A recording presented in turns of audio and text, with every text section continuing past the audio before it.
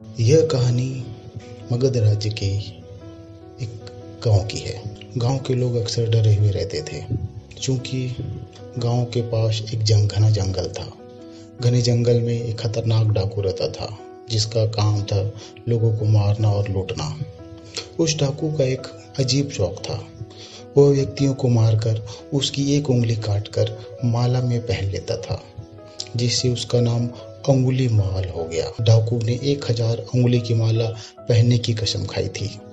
एक दिन महात्मा बुद्ध उस जंगल में घूमने गांव आए। बुद्ध ने गांव वालों को पूछा कि आप लोग इतने डरे हुए क्यों लग रहे हैं। गांव वालों ने डाकू की डर की बात कही। अगले दिन बुद्ध उस जंगल की ओर निकल गए। गांव वालों ने गौतम बुद्ध को रोकना चाहा, लेकिन वह नहीं रुके। इसी बीच मचान पर बैठे डाकू ने गौतम बुद्ध को देखा। मचान से उतरकर डाकू तलवार लेकर गौतम बुद्ध की ओर दौड़ा, और बुद्ध लेकिन आगे की ओर बढ़े जा रहे थे। डाकू पीछे से बोल रहा था कि रुको रुको, लेकिन बुद्ध नहीं रुके और डाकू को और क्रोध आ गया। वह दौड़कर भगवान बुद्ध के सामने आकर बोला, मैं कब से रुकने के लिए तुमको कह रहा हूँ और तुम रुकते क्यों नहीं। गौतम बुद्ध मुस्कुरा कर बोले, मैं तो कब से रुका हुआ हूँ, दौड़ तो तुम ही रहे हो। डाकू बोला, क्या तुम्हें मुझसे डर नहीं लगता? मैं सबसे ज्यादा शक्तिशाली हूँ, मेरे पास बहुत शक्ति है, बहुत बल है। तेरे पास तो कुछ भी नहीं है। यदि कुछ रखा है तो तू मुझे निकाल के दे दे, वरना मैं तुझे मार दूंगा। बुद्ध निर्भय होकर बोले, मैं यह कैसे मान लूं कि तुम राज्य के सबसे शक्तिशाली व्यक्ति हो? तुम्हें यह सिद्ध करके दिखाना होगा। डाकू ने कहा, ठीक है।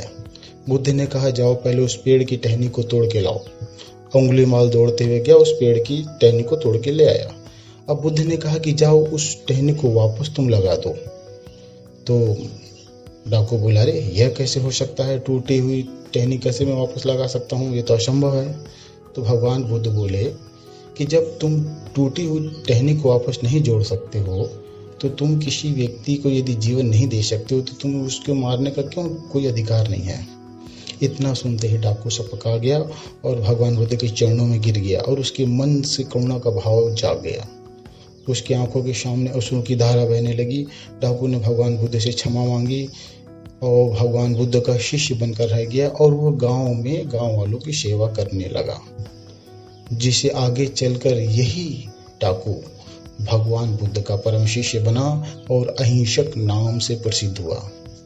तो दोस्तों, ये कहानी हमें शिक्षा देती है कि डर और भय का सामना हमें बुद्धि और शांत मन से करना चाहिए।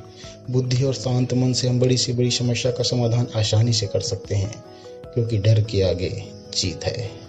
धन्यवाद।